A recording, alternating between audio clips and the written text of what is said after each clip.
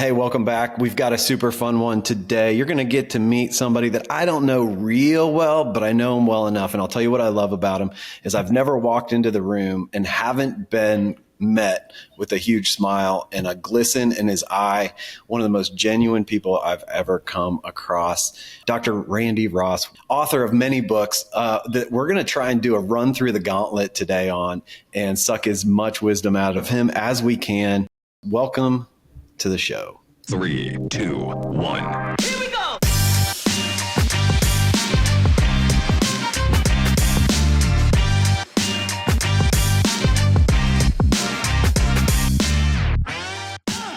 So give us a little bit of background on who you are. And I think you're on book 4. There might be others I don't know about, but how did you get into the world you're in? Maybe tell us the world you are in.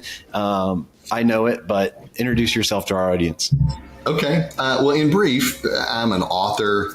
I'm a speaker. I travel the country and talk to corporate groups about culture, about customer service, about employee experience, all things related to leadership, and have written a lot in that vein. But I actually started out in the not-for-profit space. Benj, first 2 decades of my career, I had the privilege of being the executive director of some wonderful organizations that did great good, high impact organizations. And the fun part of that was that I got to learn how to create movements of good with volunteers, right? Because volunteers obviously aren't driven by pay. They're driven by purpose and passion and mission. And then when I made the move over into the for-profit space, the fun was taking a lot of those same principles of how do you create a movement of good and how do you do it in organizational life. And so I'm kind of a geek. I love philosophy, psychology, theology. And so I wanted to impact corporate America with some principles and some practices that would elevate their culture and bring more meaning and fulfillment to their people. Yes, that's why I love you. We're so aligned on that mission. Yeah, exactly. I mean, it's all about doing good and giving back and making a high impact in your community. Yeah. Was Remarkable the first book? It was, yeah. Okay. So it's done well. We're pleased. We got the 3rd edition of the book coming out later this spring. And so we're excited about the impact that it's had. Yeah. I'm honored to know both you and your co-author, David Salyers, on that book. And I've heard both of you speak at different times about the principles of that book. And I would love for you to just talk us through it, share, because that book has stood the test of time. Many don't. Most don't get a second printing, let alone a 2nd edition and a 3rd edition. And so if you don't know, if you haven't read the book, 3rd edition's dropping right now. So tell us about maybe even what you think has resonated so well that's allowed this book to stick around and be so impactful. Well, I think it's a fun book. First of all, it's a leadership parable, and it's a leadership parable that is a narrative about a man who's trying to figure out, is there more to life and how do I create an organization that's impactful? And we unpack, I told you I'm a geek on philosophy and psychology and theology. We unpack principles from the field of axiology, which is a strain of philosophy, but we do it in a very simple, easy to understand sort of a way so that people can take those practices and immediately begin to apply them to their personal life, to their work life. But it talks about how do you create movements of good in the world. And essentially that's what the essence of the book is. But the principles of axiology are fun. They're impactful. For those who don't know, axiology is a strain of philosophy that talks about values, value constructs, and value creation. Or to put it more simply, it's about defining and measuring good. And how do you create movements of good in organizational life? And so it is very intriguing. It's highly impactful. It's a lot of fun. But I want to take pretty heady concepts from the field of philosophy, synthesize them and make them very simple to apply. And hopefully we've been successful in being able to do that. Yeah. Yeah. So give us a sneak peek. What are some of the principles of creating this movement of good? Because I think one of the risks is everybody listening I think if I try and have another values conversation with them or value creation conversation, your eyes roll back. Like, it's just like, but I think you guys you guys tend to take it a few steps deeper in the way that you're thinking about it and teaching. So give us a few little morsels in that realm. Yeah. Some nuggets. Well, let's back up and let's define culture, because the same thing, culture is a big topic of conversations. People are finally beginning to understand the power of culture, what it means to create a relationally rich environment in which people can flourish, and eliminating toxic behavior and raising up leaders that are worth following. And so we all are beginning to figure out that that's highly impactful. But these principles are simple in theory, a little bit more challenging to apply. But let's talk about, there are four. There's the principle of creativity, which says that we're all designed to create value in life. In other words, we feel good when we do good, right? And people like to do good business with businesses that do good. Yeah. And so the first maxim is, how do we create good? And the question that we ask is, do you create more value than you take? In every single endeavor. And this is great personally, it's great corporately. Do we provide more for our customers? Do we provide more for those people who are significant in our lives than we expect in return from them? Yeah. And I think that's critical, because in life, there are two kinds of people. There are value creators and value extractors. One lives with an abundance mentality. One lives with a scarcity mentality, and it unfolds, and you see that play itself out. And the ramifications are pretty profound. The second principle is positivity. And that just it talks about, do you leave a positive wake in the world? And it says that all the good things you want in life are a byproduct of creating value for other people. Now, this is fun, because this is where it kind of, begins to take significant shape. But if I were to ask you, Benj, or any of your listeners, what's the purpose of business? Probably 99% of the people would say it's to make money. But I disagree. Because axiology teaches the purpose of business is not to make money. The purpose of business is to make a difference in people's lives. It's to do good in the world. It's to solve problems. It's to improve the human condition, because if you do those things, you will make money. But money is a byproduct of doing good in the world. And so I think that we have to think differently, almost counterintuitively. Turn things upside down and focus more on making a difference in the world than we focus on making a dollar. And there are a lot of ways that we kind of, pull that out and massage that and move it from theory to practice. The third principle is principle of sustainability. And this is where the rubber meets the road. It says that to continuously create value, leverage your passion and your strengths to solve problems. There's a whole lot of talk in the world about passion, do what you love to do. There's a lot of talk about strengths, leveraging your strengths, but both of those fall short. If that's the only emphasis is to do what feels good and do what you're good at, what's the point?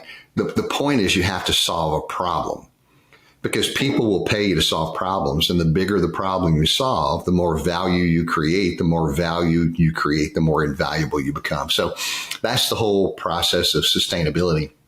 And the fourth principle is responsibility, which just simply says that there are a lot of things over which I have very little control, but I have control over me.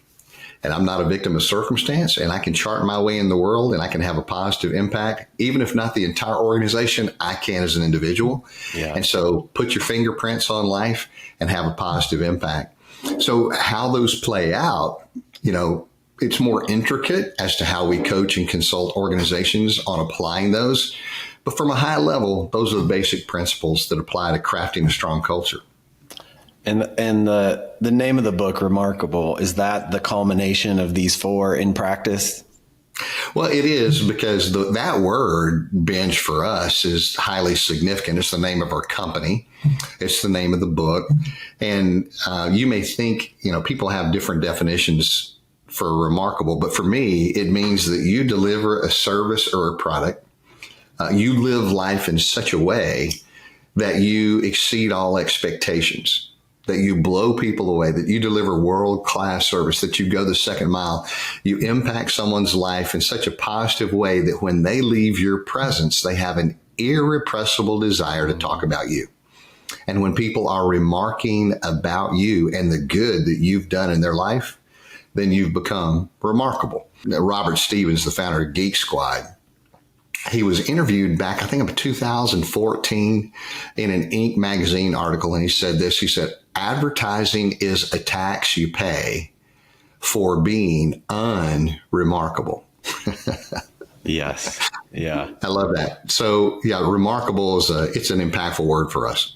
I'm reminded of a quote that my coach often says. It needs a little explaining, but he always says, you can't outgive the market. And what he means by that is if you're focused on providing value, creating value, solving problems, then the things that you're looking for from the market will come back to you. Like you can't give, if you're focused on giving, you can't outgive what'll come back your way. And, everybody's looking for happiness and productivity, but think about it this way. I'm the happiest as a husband when my wife is happy. Yeah, for sure. I'm the happiest as a parent when my kids are happy. I'm the happiest as a team leader when my teams are happy. So if I want to pursue happiness, it's not about me attaining or acquiring things as much as it is the byproduct of bringing fulfillment, meaning, and happiness to others. It's kind of like what Zig Ziglar used to say. He said, the fastest way to success is to make sure that everybody around you is successful. Yeah. It's the same thing. Yeah. Yeah. Yeah. What a great reminder. All right. So that led you into, I'm going to jump ship because I think it's highly related just in terms of leadership and leadership development and how we think about leading. But Relationomics, that took you to Relationomics. That book I read when I think maybe it came out when we first met. So that was my first interaction between us in terms of reading your work. Such a, at first I was like, I'll be honest, like, oh yeah, I get it. Like relationships matter, but, your way of thinking about it and almost breaking down what relationships are and how they work, fascinating. So talk to us a little bit about what is Relationomics? Well, it's simple premise that healthy relationships drive good business. And people think, well, that's like hey, that's common sense. It is, but I can assure you it's not common practice because there's so many organizations that are fraught with toxic behavior. Sometimes as leaders, we don't slow down long enough to smell our own exhaust. And we're leaving in a negative wake and we don't even know it. And we have blind spots. So whether you're, in a multinational organization or you're in a young startup, you've only got a team of 3, it doesn't matter. Leaders have to stop and ask themselves, how am I leading it? Am I creating a relationally rich environment in which people can flourish? Because here's what we know. Happy people do better work. I mean, the research is really clear. And people are more productive when they do that work with people that they like. Yeah. And what's really disheartening is when you read all of the research from the Gallup organization and other groups that are talking about engagement, and you realize that only 1/3 of the American workforce has a deep emotional attachment to their work. Benj, that's problematic. Yeah. In other words, every morning, 7 out of 10 people wake up and they don't want to go to work. They're not passionate about it. They're not excited about it. There's no meaning and fulfillment. And we've got to change that. And so Relationomics is the practical how-to methods to employ in an organization in order to help create a relationally rich environment. So we talk about giving and receiving feedback, creating open loops of continuous feedback. We talk about healthy coaching conversations. We talk about how to coach people up. We talk about raw conversations. We talk about all those practical competencies and skills that leaders need to have in order to be able to build a dynamic group that works effectively together. Because, people don't leave jobs. They don't quit jobs. They quit leaders. They quit managers. Yep. And it's our ability to raise up leaders that are worth following. That's what Relationomics is all about. I want to pinpoint two things you said, because earlier this week, I was in my peer group, a bunch of CEOs, and we were going through this data. And one of the things that popped out is pre-pandemic, there was a generation of people that said, I want my work to have purpose. And that was the most important thing for kind of this new wave of the workforce is I want purpose tied to my job. The pandemic actually changed that. It's no longer purpose.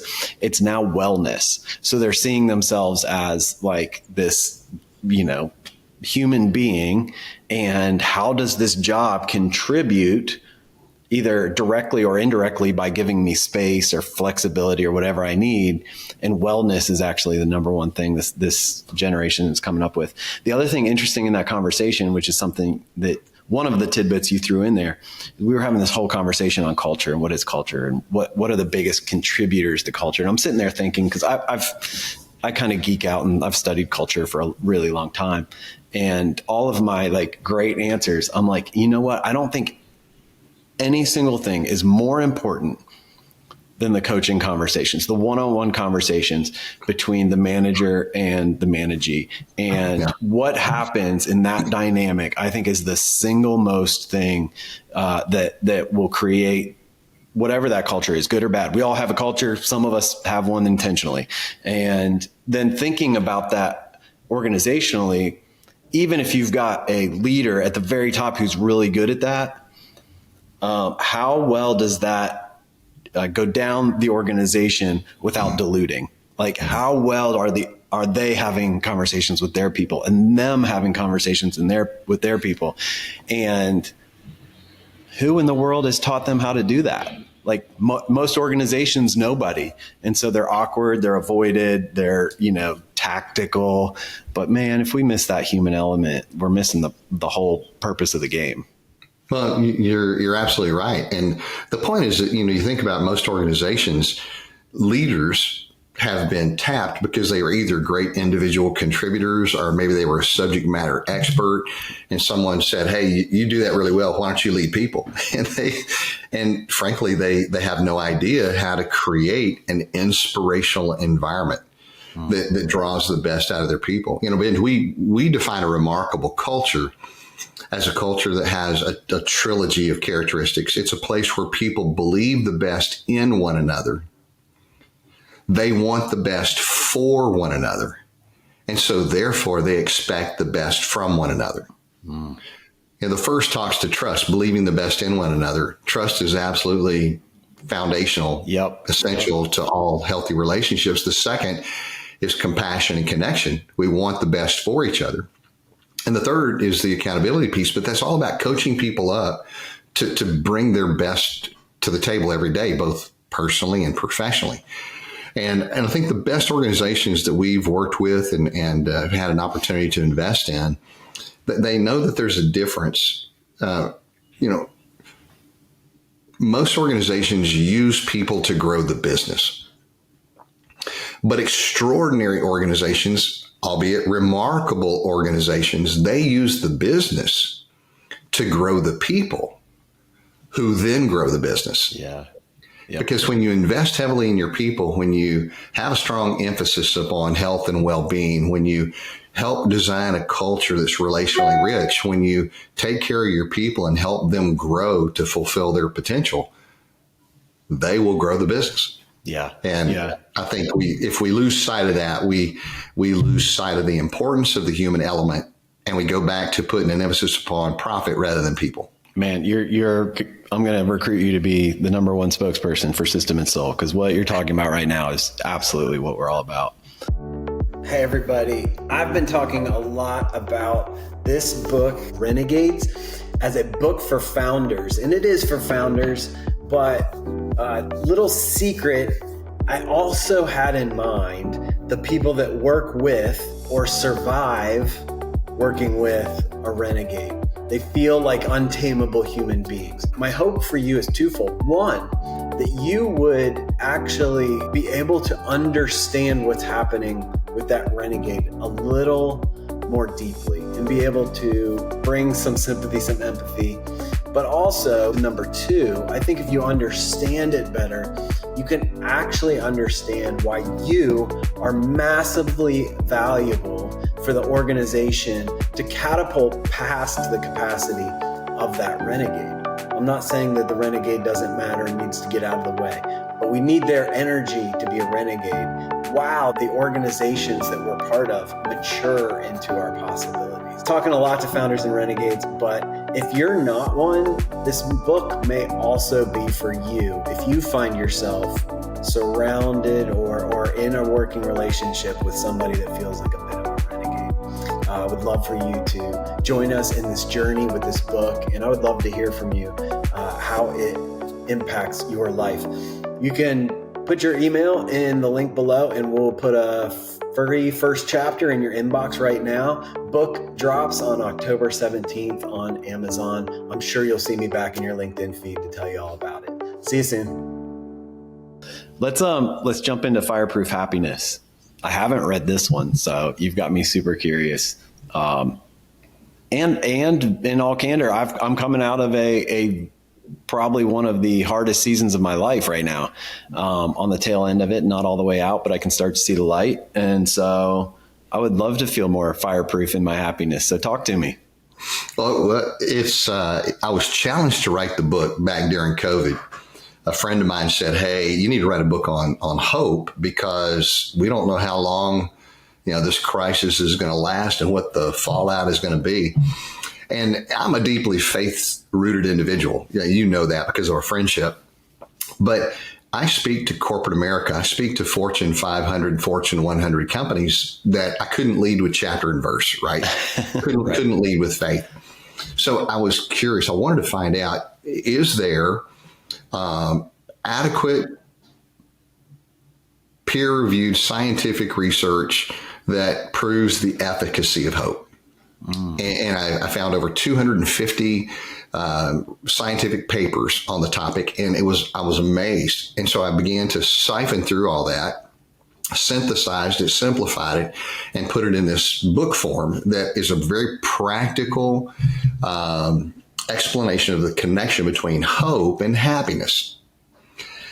And it also incorporates a lot of the principles that we've been talking about in terms of axiology, but it helps people from a very practical way understand what hope is. Most people would say hope is absolutely essential to sustain the human spirit, but they can't define it. If you ask them what it is, they go, "I'm not quite sure." But we define hope as a dynamic motivational system tied to inspirational goal setting. And so we kind of push back on the notion of traditional goal setting because I think that it's inadequate. And we talk about how can you develop a fireproof pursuit of those things that are most important in life. We think we want happiness, but we don't know what that is or how to get there, because happiness is not in the attainment, but it's in the pursuit. Yeah. Happiness is when we're pursuing something noble, worthwhile, meaningful, purposeful, and frankly, and we're giving back as well, which is a big part of it. So it's a great book that distills 2 decades of research, but comes out on the back end with some very practical things that you can do to elevate your level of hope and happiness. Give us a few of those. Let's end with some practical. What can we do to improve our hope and happiness? Okay. A couple of quick ones. First, set dynamic and inspirational goals. But here's the caveat. Goals have to be, in order to be effective, they have to be not metrically driven, but character driven. They have to be values based. Give me an example. And that's where most goals fall short. Okay. I'll give you a quick example. New Year's resolution, I'm going to lose 10 pounds. Pretty common, right? We come off Thanksgiving, we come off Christmas. I got a goal, I'm going to lose 10 pounds. So what do? You have to watch what you eat, you exercise, you get good rest, you hydrate, you do all those things. We know what we need to do, but that's inadequate, because what happens is we begin to play games with ourselves. We lose 5 pounds and then we go out and we celebrate over the buffet. We lose 10 pounds, we hit our goal, we go out and have pizza and beer. the metrics don't create value. Value creates the metrics. What if instead of being metrically driven, I'm going to lose 10 pounds? What if instead you said, I'm going to have a character-based, a value construct shift? This year, I choose to be healthy. Yeah. And as a part of choosing to be healthy, I'm going to work out regularly. I'm going to watch what I eat. I'm going to hydrate. I'm going to get good rest. I'm going to go to the doctor. I'm going to do all the same things, but it's not metrically driven. It's values driven. Yep. So now, as I pursue that value, I choose to be a different person. It's about what I choose to be rather than what I choose to do. My doing is reflective of my being. Yeah. Yeah. And now the byproduct of that is that I lost 10 pounds faster than I ever thought I could imagine I could. But we often miss it because we're so metrically oriented, destination oriented. Yeah. Have I gotten there yet? Have I crossed the line? When in reality, the best goals are those that crystallize our character. So when organizations, we've got a good friend, Jeff Anderson. A different way to look at this is, most companies want to be the best in the world at what they do. But I think a shift to values-based is, let's be the best for the world in what we do. Yeah. And that shift is fundamental, it's foundational, and makes all the difference in the world because it places your view not on the metrics, but on the value that you bring, on the values that drive you organizationally. It's a shift, a fundamental shift. The second thing that you can do is just simply take a relational inventory. Because there are balcony people and there are basement people in your life. And you need to surround yourself with more balcony people who will applaud you and affirm you and cheer you up to greater heights, as opposed to those who will drag you down. And so you need to take a relational inventory. There are actually 10 practical steps that we lay out in the book. And one of them, quite frankly, is you got to have faith. And however you define faith for you. For me, it's, Judeo-Christian, New Testament grounded, Christ following, but that's not for everybody. But no matter how you define faith, faith opens you up to the possibility that there are resources that are available to you that are outside of your own capacity. And when you realize that and you realize, that gives me great hope because I know I have finite capacity. I know that I have limited capability, but you're telling me that now there's a possibility I have access to resources that go beyond that? That can get pretty powerful pretty quick. Yep. Yep. I went on this journey a little bit, and I think in the beginning, my first realization was my goals failed if they didn't have a bigger purpose to them or a bigger why. Like to the lose weight, it's amazing how many dads can lose 10 pounds when they have that first kid and they're like, man, I want to be able to run with them and throw them around and all, they've got a bigger purpose than the 10 pounds. And then I think I'm a big Dr. Benjamin Hardy fan in all of his books. I think it was in Personality Isn't Permanent. He talks about you have this ideal version of yourself that lives someplace in the future. And the trick is to just make the decisions that they would make today. So it's exactly what you're saying, just a different way of thinking about it. But would that ideal version of myself go eat the pizza and beer? Well, maybe once a week. Maybe they're, that's the ideal version is once a week, pizza and beer night. Maybe they don't eat that at all, right? So what is that ideal version of yourself? And then just make those decisions. I love that framework. It adds a little guilt in there, but it's a great reminder that I am the culminations of the decisions and beliefs that I have. So that's a great reminder. And I'm excited to pick up this book, the Fireproof Happiness one, and get into your 10 principles there. In the end, I'll probably skip right to it because that's what I do. Give me the principles. Well, yeah, but you got to buy the book to get the other 7, right? Yeah. Here's the thing. I've got another book coming out you're going to love, Benj, in August, and it's entitled Make Life Good. But the full title is You've Made a Good Living. Now Make Life Good. And it's about legacy. It's about giving. It's about philanthropy. It's about conscious capitalism. And it's about making a difference in your world. You're going to love that one too. Let's go. Well, Randy, you definitely make a difference in the world in every place that you show up and everywhere you touch. So thank you for that. Thank you for your generosity, spending some time with us. That's a lot of books, but they'll all be in the show notes. And I'm telling you, they're coming from a remarkable human being. And I can say that personally. So thanks for hanging out with us, sharing your wisdom. If you're listening and there's something fun, interesting, helpful in here, let us know and share this with a friend, another leader that you think could use some inspiration. And maybe there's something in here that's highlighting why you're stuck because can't quite get some of these ideas or learn how to implement them. This is your moment. So check that out and make that next step. Dr. Ross, thank you. Benj, always good to hang out with you, buddy. It's a pleasure to catch time together.